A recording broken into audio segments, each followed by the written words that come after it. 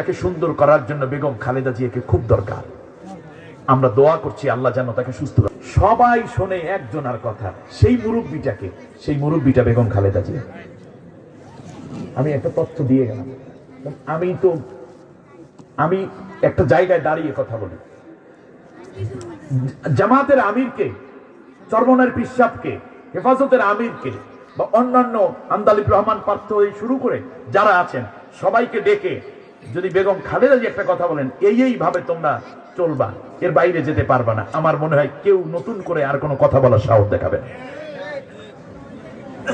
স্বামীর 40 বছরের স্মৃতি বিজড়িত বাড়ি থেকে এক কাপড়ে বের করে দেয়া হয়েছে। সন্তানটাকে হারিয়েছে, স্বামীকে হারিয়ে ছোট্ট ছোট্ট দুইটা শিশু, নাবালক বাচ্চা নিয়ে, ইয়াতিম নিয়ে এই বাংলাদেশে তিনি বসবাস করেছেন। পুরো দেশটা জুড়ে মনে হয় বেগম খালেদা জিয়া। নতুন প্রজন্ম প্রচন্ড শ্রদ্ধা করে, মায়ের মতো থাকে। এই কথাগুলো তো আমি অস্বীকার করা যাবেই না। আর দেশ গঠনে তার বিশাল অবদান আছে। প্রেসিডেন্ট জিয়াউর রহমান, শহীদ প্রেসিডেন্ট জিয়াউর রহমান, তার বিশাল অবদান।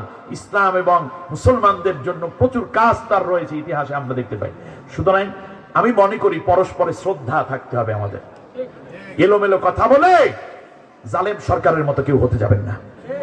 শুধু তাই না, আমি মনে করি এই মুহূর্তে যেই পরিস্থিতি যাচ্ছে, এটা বেগম খালেদা জিয়া, আল্লাহ তাকে সুস্থতার সাথে নেক হায়াত দান করুন। জাতীয় মুরব্বী তিনি, বিশ্বাস করেন আমি কোন আল্লাহ যেন সুস্থ করে আমাদের মাঝে ফিরিয়ে দেন।